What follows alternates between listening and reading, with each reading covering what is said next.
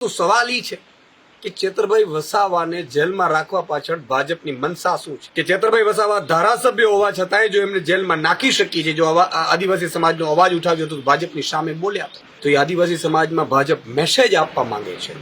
ચેતરભાઈ વસાવા જેલમાં જ રહે એ માટે કેટલાક સમયે આઈઓ જવાબ ન ભરે, સરકારી વકીલ હાજર ન રહે, વારંવાર મુદતો માંગે. આ થઈ શું રહ્યું છે? રેપિસ્ટ અને મર્ડરર હોય ને એ આટલા સમયમાં તો બહાર આવવા માંડે છે. ચેતરભાઈ વસાવા જે આદિવાસી સમાજનો અવાજ છે, જે ગરીબો વંચિતોનો અવાજ છે, એમને વધુમાં વધુ જેલમાં રાખવાનું જાણે ભાજપે ષડયંત્ર રચ્યું હોય એવી બુ આવી રહી છે.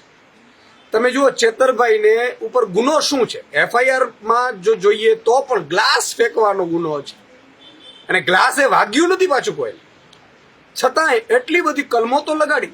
ઠીક છે સાહેબ, સામાન્ય રેપિસ્ટ અને મર્ડરર હોય ને એ આટલા સમયમાં તો બહાર આવવા માંડે છે જેલથી. અને ભાજપ કઈ રીતે ષડયંત્ર રચી રહ્યું છે?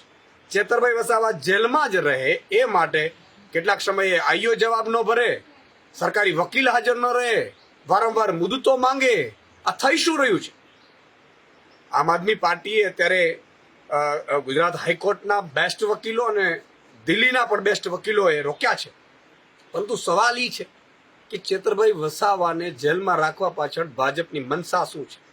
ભાજપની મનસા એ છે કે ચેતરભાઈ વસાવા ધારાસભ્ય હોવા છતાંય જો એમને જેલમાં નાખી શકી છે, જો આદિવાસી સમાજનો અવાજ ઉઠાવ્યો હતો, ભાજપની સામે બોલ્યા, તો એ આદિવાસી સમાજમાં ભાજપ મેસેજ આપવા માંગે છે કે તમે પણ કોઈ જો અવાજ ઉઠાવ્યું તો તમારા પણ આ જ હાલ કરીશું.